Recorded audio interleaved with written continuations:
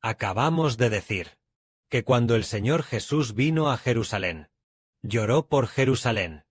Así que el Señor, en realidad, no solo lloró por Jerusalén. En realidad también se puede decir que el Señor lloró por el templo.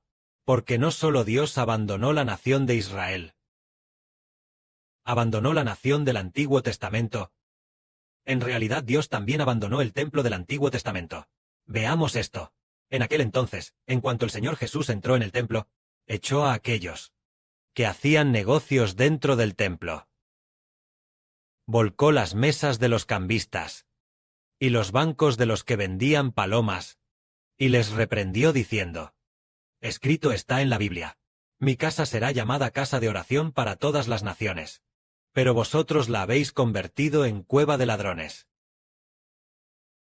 En este momento veamos cómo es que había tanta gente haciendo negocios en el atrio del templo.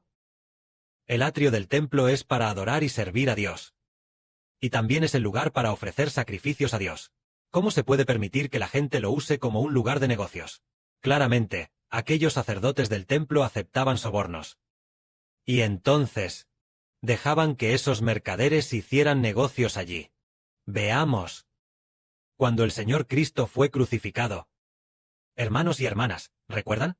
En el momento en que el Señor Cristo expiró, el velo del templo se rasgó en dos.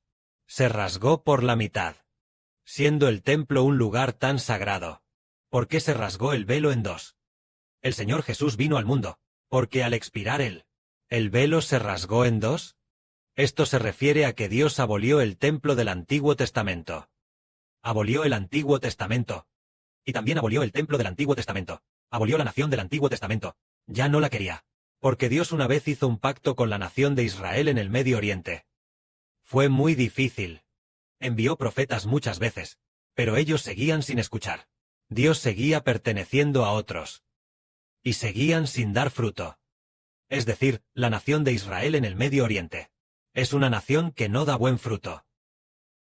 Es decir, el significado de no dar buen fruto es que los hijos obtenidos por esta nación son hijos nacidos de la fornicación, no son los hijos propios de Dios. Se refiere a que los hijos de la nación de Israel en el Medio Oriente no son hijos de Dios. Todo porque no hay, ninguno es hijo de Dios. Entonces Dios abolió, en el sentido de abolir este pacto matrimonial. Veamos, después de que el Señor Jesucristo fuera crucificado, unos 30 años más tarde, los soldados romanos vinieron a destruir el templo de Dios. Destruyeron el altar de Dios. Destruyeron lo de Dios. El altar del incienso de Dios. Destruyeron el candelabro de oro. ¿Por qué hicieron esto? ¿Acaso Dios no tenía poder para proteger su templo? ¿Acaso el Padre Celestial no tenía fuerza para proteger este templo del Medio Oriente? Dios tiene el poder. Pero Dios sabía. Dios ya había abolido el Antiguo Testamento. Por eso se puede decir que los romanos vinieron a destruir el templo. También fue Dios quien los envió a demoler el templo. Porque Dios quería que la gente supiera que al abolir el Antiguo Testamento, cuando ya no quedaran vestigios del Antiguo Testamento, tal vez los israelitas podrían volverse, buscar a Cristo, buscar a Dios, buscar a Dios, y así convertirse en hijos de Dios. Hermanos y hermanas, todos entienden que aunque vayamos al templo todos los días, a adorar a Dios allí, es ir al templo del Antiguo Testamento. ¿Cómo adorar a Dios? ¿Cómo servir a Dios? El hombre sigue siendo pecador.